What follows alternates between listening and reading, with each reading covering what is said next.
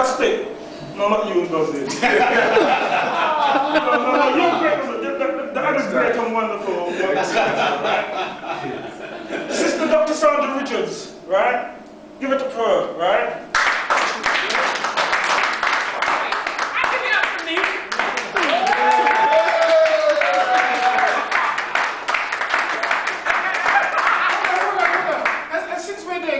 My nieces, my nephews, my other two sisters over here, my brothers.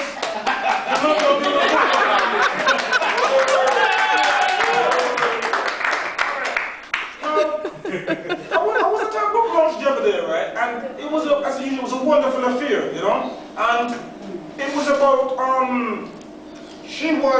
she's an educationalist amongst other things, you know? And one of the things that we were discussing was the impact that those who we send to educate our children have on our children. You know? We send our children to places for people to educate them and then miseducate them. You understand? And they know exactly what they're doing, and we know what they're doing, right? Some of us know what they're doing, but not all of us, right? Now, some people, there's a reason why I'm telling you this, right? Some people give accounts of experiences that they had within the educational system, or how teachers related to them and their children. And one of the points that was mentioned was the way that some of the teachers, particularly female teachers, white teachers, respond to certain situations when they're challenged or when they're dealing with particularly our youth man, right? Or the youth man's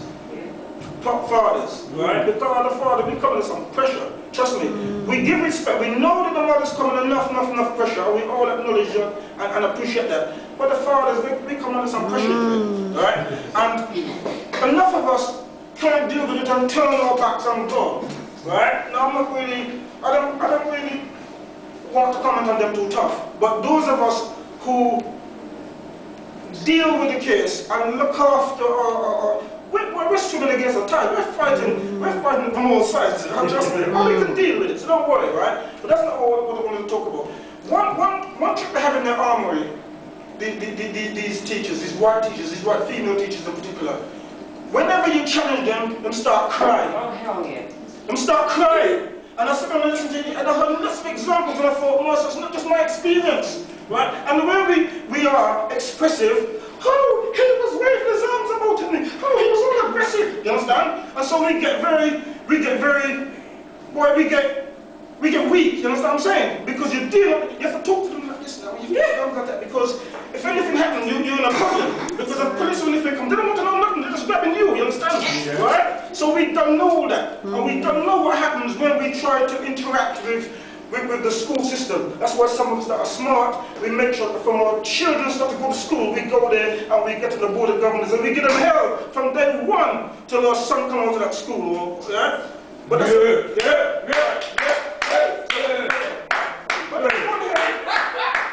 this one here, incidentally, I wrote by coincidence, without reference to my sister, even before she wrote her book. So we're all coming from the same place. We're fortunate that we have a mother and a father who stuck with us all.